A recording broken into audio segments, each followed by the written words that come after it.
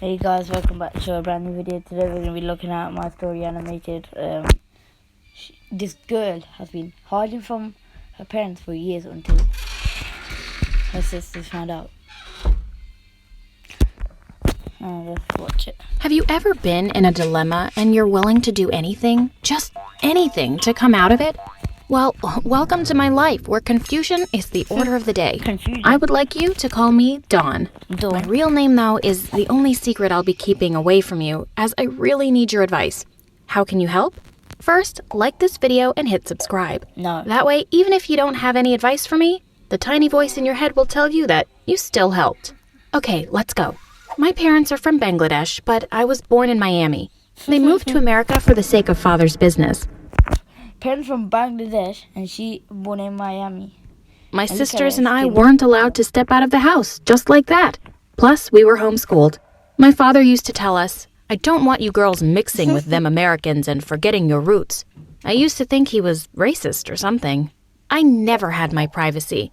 I had to share a room with my nosy older sisters. You can imagine how frustrating it was when I was angry, sad, or frustrated, but couldn't go out for fresh air. All I could do was look out my window or run to the bathroom. Yeesh. A Harassment. few days after my 15th birthday, my older sisters got married. The marriages were arranged and they looked so unhappy. But I was so happy that I was finally going to have my privacy.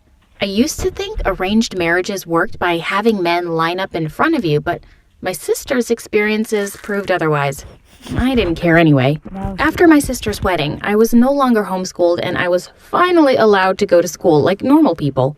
Life couldn't get any better. First, my own room, and now this. Dreams do come true. I did well You lucky son of a bitch. in school, had straight A's, and was always praised by my teachers. I still remember one of my teachers telling my father, "Dawn is a smart kid. She's going to do great things in the future." Dawn is- Oh, sure I would. But one day, things started to go downhill. It began with my love for novels.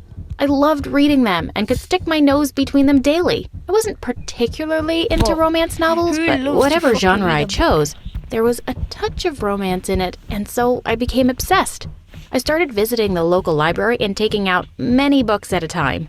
To make things worse, I started noticing the way it began with my love for novels. I have my privacy. Anyway, after my sister's wet room and father, it began with chose. There was a touch of romance in it, and so I became obsessed. I started visiting the local library and taking out many books at a time. To make things worse, I started noticing the way my father looked at my mom, how our next-door neighbor kissed his wife in the mornings, and the couples that held hands at the park.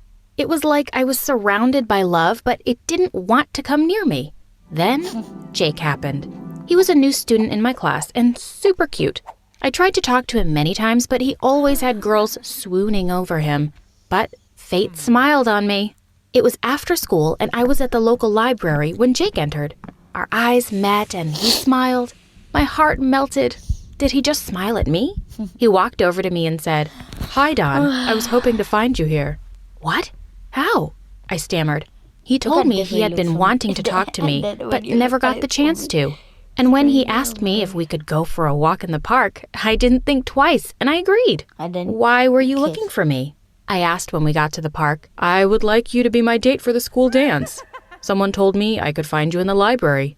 I almost jumped into the sky, and out of excitement, I hugged him. Worst decision ever.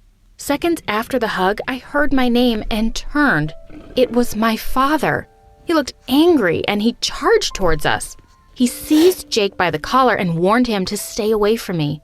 Then he grabbed my hand and dragged me home. When we got home, my father lashed out at me and told me that talking to boys was a taboo in our family. "This is why I homeschooled you. You're not returning to school after your exams till college," he said. My whole world was crumbling and fast. I thought about running away, but I was too scared. The next day at school, Jake avoided me like a plague. That wasn't all. Some students had videotaped what happened at the park, and I became the talk of the school. The humiliation was too much for me, and I ran home. away. For the first time, I That was a begged very my good father kid. to homeschool me again. He did so gladly. Fast forward, and it was time for college. Now, you might be thinking that I would have more freedom now to mingle, but my experience in high school threatened me. I didn't want a situation where my father would show up and beat up anyone. I graduated from college and my father hit me with the news. Someone was coming for my hand in marriage, and they had agreed. He has been waiting for this day since you were 16, but insisted that you finish college, my father had said amidst smiles. They told me he lived in Bangladesh, and since it would take time for me to be able to sponsor him as a citizen, I would need to go back to Bangladesh with him. I was calm until they showed me his picture. He looked older than my father. I told them I wasn't going to marry someone older than my father, and they got angry. My father told me how this man was a good friend, was a huge investor in his business, and that he was only 50. Only 50? And I'm just 25. I got mad. I still wanted to get a job and pursue my career.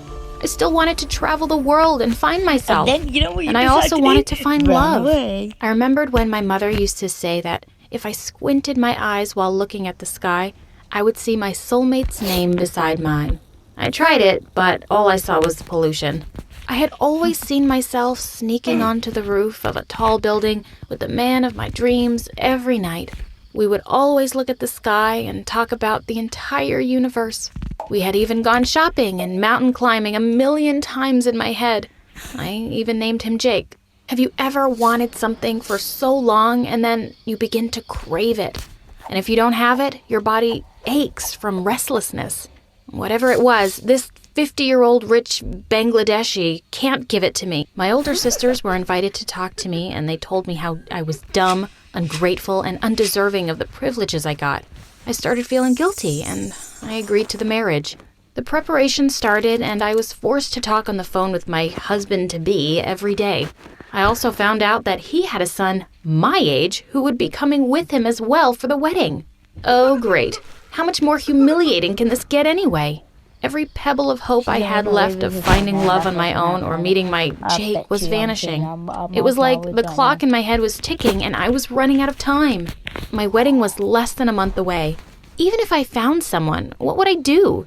Even if I summoned up courage, I walked up to my father and was like, "Hey, father, I don't want to marry your old friend. I want to find love." He would probably disown me or have a heart attack, or both. My mother, on the other hand, had told me that they were securing my future by giving me to this man. How is marrying me off to someone who is twice my age, who I have no feelings for, and who could die at any moment, a way to secure my future? At least my older sisters got married off to younger men. "No one else will marry you," she always said. Maybe she was right. Maybe I wasn't looking closely at the polluted sky to see if it was telling me that I had a future with this old man. I was so confused for hours, but the hours turned into days, days into weeks, and my wedding day was here. My sisters came around to help prepare me. They told me that all I needed to do was to endure, and I would be good. The wedding ceremony was painfully long, and I could see how my stepson kept looking at me like I was some gold digger. "Hey, do you think I want this too?" After the ceremony, my stepson accompanied me to the nearest hotel. The drive was too quiet, and so I decided to start a conversation with him. After all, we're going to be living together, right? He was rude and kept looking at me with disgust. I couldn't take it anymore, and I lashed out at him. He looked surprised at first, and then he said, "Maybe if you had lashed out at your father for trying to use you to pay off his debt, you won't be here. Or maybe you're a gold digger too. Why did you even go to school?" His words cut through me like a knife, and I tried hard to fight back my tears. After lodging me at the hotel, he turned to me again before leaving and said, "Even the least educated girls back in Bangladesh had more guts than you do." Okay, that does it. I grabbed my suitcase and left the hotel. I was uncomfortable with the way everyone looked at me as I walked by. I was wearing a huge white wedding dress, but I didn't care. I took a cab to the train station and didn't even stop to think. At the train station, I paid for a ticket to Orlando. I didn't know anyone or what I was going to do there, but I needed to escape from everything for a while. It's been 6 months since I ran away. I got a job as a waitress to help me with little expenses while I look for a better job. I've always wanted to work at a media house, and so I started looking for internship opportunities. The good news? I finally found someone. He's everything like who I imagined him to be. And we do everything that I always wanted to do. He owns the coffee shop next to where I work, and we started dating 2 months after we met. I lied to him that my parents were dead and I'm an only child. He asked me to marry him, and I said yes. But he has no idea that I spy on my family every night using social media, and I feel like I'm still living with them from the amount of pictures they post, but they never posted anything about me. But like everything good in my life, my fantasy came to an end when I walked into his coffee shop last week, only to find out that one of my sisters was waiting for me. She saw me and screamed my name. I ran out and away again. I'm on another train to New Orleans, and my phone has been ringing for hours. But I don't know what to say if I pick up the phone. He knows why I ran out the way I did. He was waiting with my sister. I'm in love, but my relationship is built on lies. Oh my How do I tell him my parents are still alive? I have sisters, and I'm married to a man in Bangladesh. Should I go back and see if I can fix everything? What about my first marriage? I probably wouldn't last for long before my past catches up with me again, and so I might just end up spending the rest of my life running away. What would you do if you were in my position? Anyways, guys, I hope you enjoyed the video.